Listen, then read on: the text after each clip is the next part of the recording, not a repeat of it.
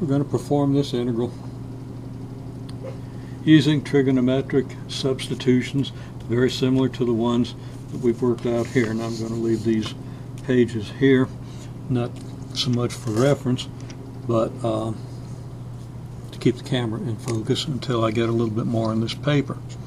Okay, so I've got the integral from 0 to 1 of the integral from 0 to the square root of 1 minus x squared. Now the integral of dz, well, antiderivative of dz is just z, so that this integral, this z integral here, is going to give us just z evaluated between 0 and the square root of 1 minus x squared minus y squared. And then that's going to be integrated with respect to y and with respect to x.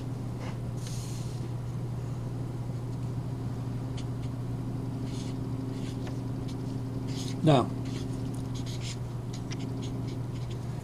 substituting at these two limits, we have just square root of 1 minus x squared minus y squared, and now we have this integral of similar form to this one, except that it's y. Y is our variable of integration, and even more similar to this one, but again it's y and not x that's our variable of integration.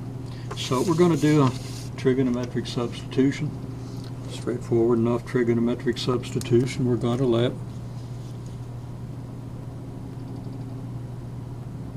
let's be careful now, we're going to let y equal square root of 1 minus x squared cosine theta. Plugging this back in here, our y squared is going to be 1 minus x squared cosine squared theta. So we're going to have 1 minus x squared minus the quantity 1 minus x squared cosine theta, which is going to factor out and leave us a 1 minus cosine squared, leaving us a sine squared under the square root. We're going to get another sine theta d theta, because dy equals negative square root of 1 minus x squared sine theta d theta. Going to lead us to the integral of the sine squared theta. And our steps are going to look very much like they did here and here.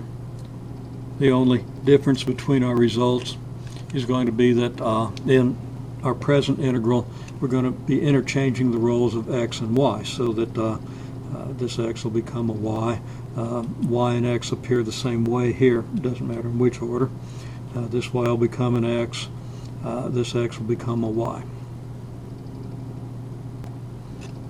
And our 1 minus y squared will become a 1 minus x squared. I say that just for plausibility. If you actually encounter this integral, you go through all the steps, go through all the substitutions. Don't use this as a formula.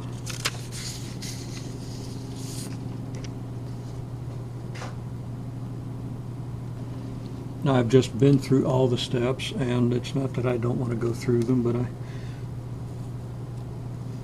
don't think it's necessary from your points that I should go through all the steps. I'll simply kind of summarize.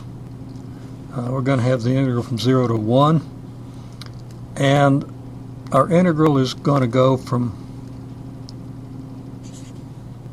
y equals 0 to y equals square root of 1 minus x squared. But our variable of integration is going to change to theta.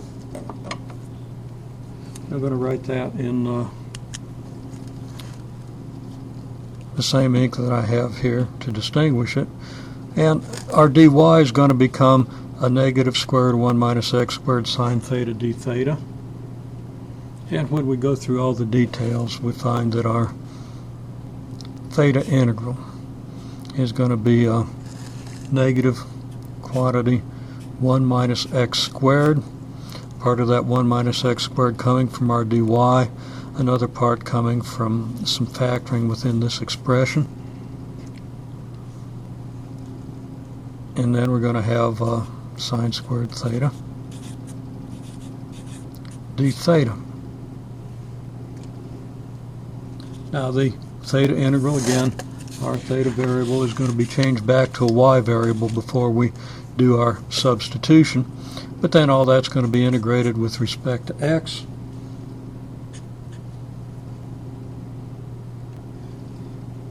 And after we go through all the steps, we're going to find that we have integral from 0 to 1 of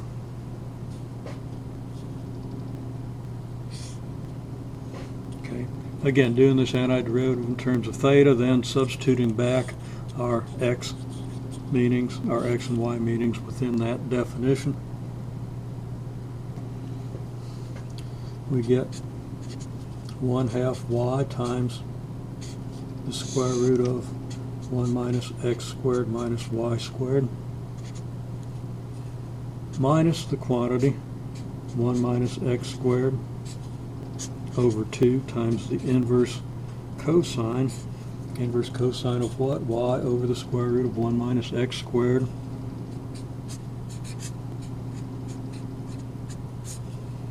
and then that's all integrated with respect to x.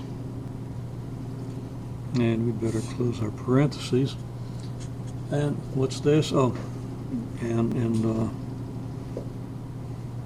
all this is evaluated between 0 and our upper limit square root of 1 minus x squared, so that when we do the back substitution and everything, let's observe that when when y is 0, then this is 0. This whole term is 0. When y is 0, though, this is the inverse cosine of 0, which is pi over 2.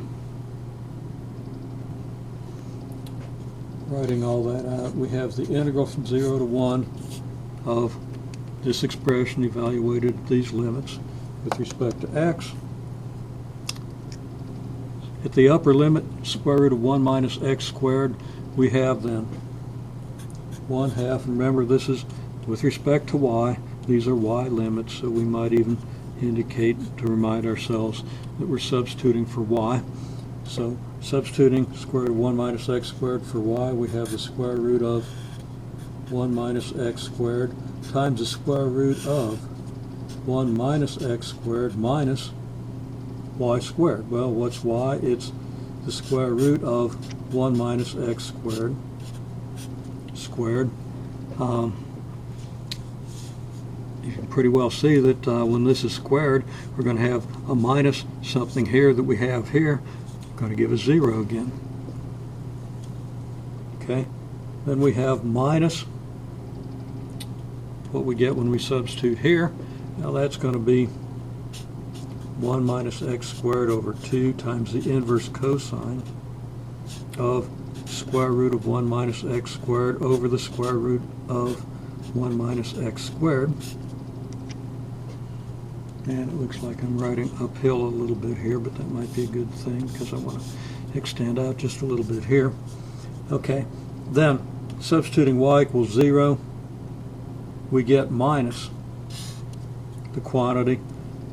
Well, this is going to be 0, and then this is going to be minus 1 minus x squared over 2 times the inverse cosine of 0 over the square root of 1 minus x squared. And I'll put a big parenthesis here, dx.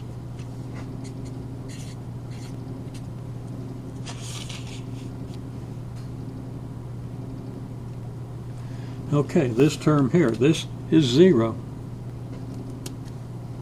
This square root ends up square root of 0, so this whole term is 0.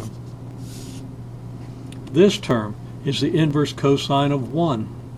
Well, the inverse cosine of 1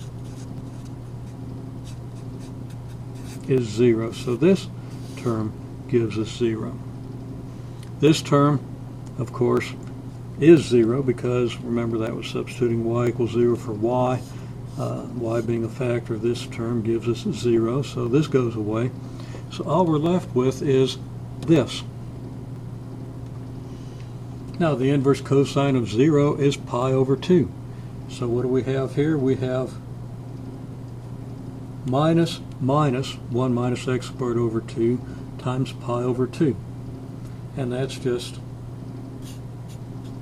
1 minus x squared over 2 times pi over 2. And then that's integrated with respect to x. So things get a whole lot simpler right here. Now we have the integral from 0 to 1, again, of 1 minus x squared over 2 dx. Let's go ahead and factor out the pi over 4. And then that's the integral from 0 to 1 of 1 minus x squared dx.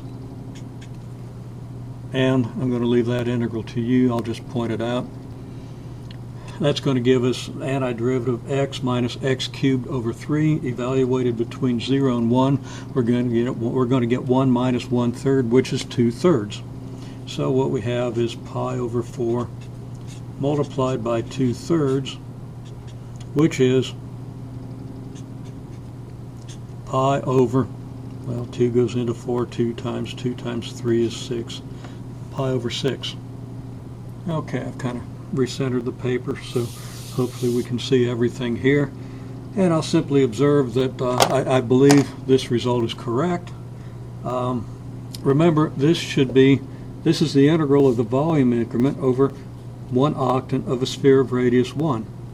What's the volume of a sphere of radius 1? Well, 4/3 pi r cubed, that would be 4/3 pi. The octant is 1/8 of that, and 1/8 of 4/3 pi